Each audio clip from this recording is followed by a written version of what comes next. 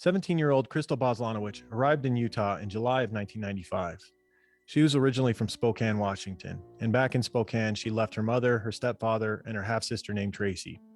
Now, while in Utah in 1995, Crystal was living with a man named Chris and dating him, and she was providing financially for him as well, and it's believed she was doing so by way of sex work on the side.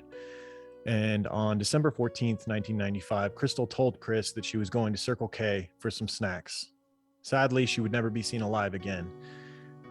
Chris would begin to worry. Naturally, after a few hours of Crystal not returning, he went and spoke to some neighbors and went to the Circle K where she was supposed to have been, and no sign of her. And terribly, the next morning, police received reports that ranchers had noticed the body of a young woman lying on the bank of the Provo River, almost 45 miles away from Salt Lake City.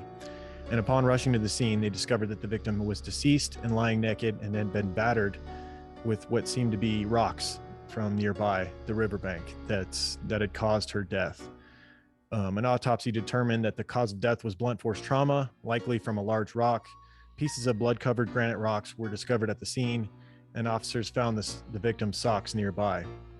Now, her face was beaten so badly that it was actually hard for them to ID her, and thankfully she had a couple of distinct tattoos, and one of them being a heart on her left breast. And upon putting out this information that she had these tattoos and was discovered murdered, her boyfriend Chris notified the police and said that his girlfriend Tracy might be the person that they're looking for, that the body might belong to Tracy. And this may sound confusing because, I've been saying all along that Chris was dating Crystal. Crystal had moved to Utah, began dating Chris, and it was her body. But Chris knew her as Tracy. She had lied to him and said that her name was Tracy. And upon the police contacting Crystal's family, they found out that she was commonly going by the name Tracy at times. So she was just living this kind of a double life, doing sex work, going through a rough patch in her life, it seemed. And she'd been telling this guy that she was living with that her name was Tracy. So now the police had a positive identification. This was, in fact, Crystal Boslanowicz that they had found. And so going into their investigation, of course, they had a couple of suspects on their list, one being Chris, the boyfriend, person that she lived with, the last person that seen her alive, aside from potentially the killer. They also had a local taxi driver that had been reported to have been being creepy with Crystal. He had also said something along the lines of, if I can't have her, then no one can, which is never a good sign. However, between Chris and this taxi driver named Herb Fry, they had no evidence, nothing to go on. They were not confessing to having done anything to Crystal. And so for years, this case sat unsolved until 2008, when officers decided to send in DNA evidence for further examination.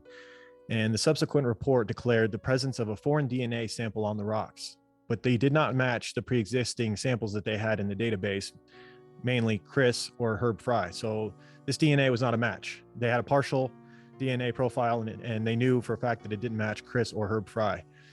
And because it was only partial, they weren't able to put it into the database and get suspects that were in the database yet, until 2013, when detectives decided to use a new and improved MVAC system to test the DNA from the bloody rocks. And if you're not aware what this is, which I wasn't before this case, an MVAC is basically a sterile, small, wet vacuum.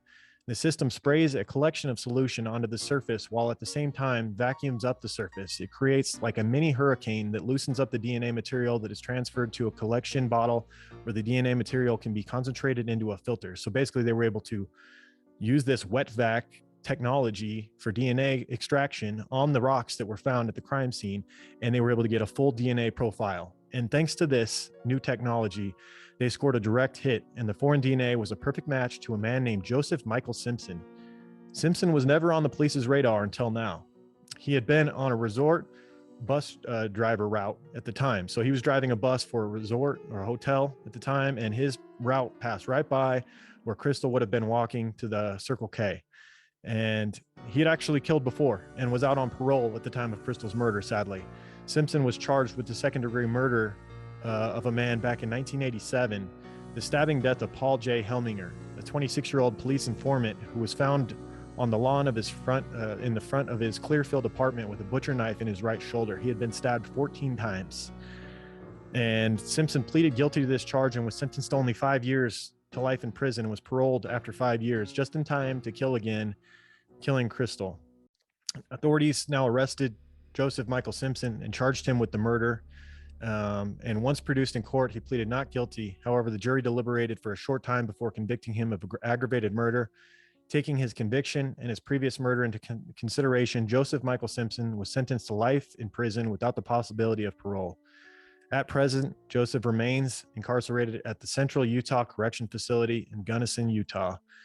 And it's just a beautiful thing when technology, there's some bad things about technology, but when it comes to, solving old crimes, we are seeing an unbelievable amount of old crimes getting solved, 30, 40, 50-year-old crimes getting solved due to advances in DNA technology. And this is just another example of a scumbag getting justice. And he was quoted to have said to one of his cellmates, I believe, that how could they have gotten me now? I got away with it for so long. And that is due to this new technology of DNA extraction. Those rocks you left on that riverbank, douchebag, they got you after all this time. And you can never feel comfortable. If you killed someone a while back and you think you got away with it, you didn't. It's just a matter of time. That's my case this week. Hope you guys enjoyed it. See you next time.